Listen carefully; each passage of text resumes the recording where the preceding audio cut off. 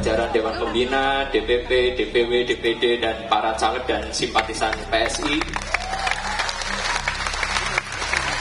serta semua organ relawan Pak Presiden yang hadir di sini, ataupun yang menyaksikan secara langsung ini melalui TikTok, Facebook, maupun Instagram. Dengan jelas, Ketua Umum PSI yang juga putra bungsu Presiden Joko Widodo menyebutkan organ relawan Presiden yang hadir dalam deklarasi dukungan PSI untuk baca pres Prabowo Subianto. Pernyataan Kaisang ini menjadi sorotan di tengah kekhawatiran publik soal netralitas Presiden dalam Pilpres pasca putra sulungnya Gibran Rakabuming Raka resmi menjadi bakal cawapres Prabowo Subianto. Pesaing Prabowo, Ganjar Pranowo, justru yakin Presiden Jokowi tidak akan memanfaatkan kekuasaannya untuk berpihak pada salah satu calon. Ganjar juga yakin fasilitas negara tidak akan digunakan Jokowi untuk memenangkan Prabowo Gibran. Apakah tidak takut ada kekhawatiran fasilitas negara digunakan untuk mendukung Mas Gibran? Tidak khawatir jadi Mas Gibran? Pak Presiden tidak akan melakukan itu. Senada dengan Ganjar Pranowo, bakal capres dari Koalisi Perubahan Anies Baswedan meyakini Presiden Joko Widodo akan netral di Pilpres kali ini.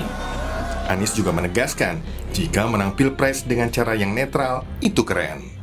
Kalau kami yakin Presiden akan bersikap netral, Presiden akan menjaga agar kewibawaan proses demokrasi kita tetap tinggi dan keren kan? Kalau menang netral. Ada kekhawatiran Mas Gibran akan menggunakan fasilitas pemerintahan? Rasanya enggak. Semua media nonton, semua rakyat nonton, betul nggak?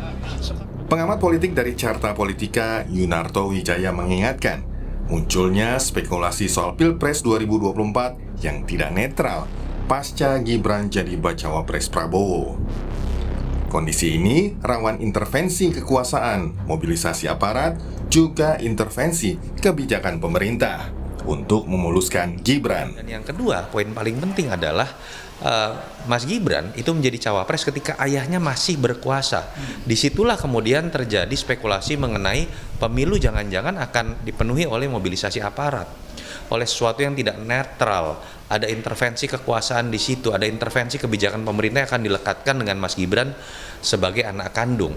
Dalam Pemilu 2024 akan digelar pada Februari 2024. Pada masa tersebut, Presiden Jokowi masih memimpin negeri ini. Harus ada komitmen bersama, tidak hanya dari Jokowi, tapi juga dari para calon yang bertarung untuk tidak menggunakan fasilitas negara serta melakukan intervensi kebijakan hanya demi memuluskan meraih kekuasaan. Tim Liputan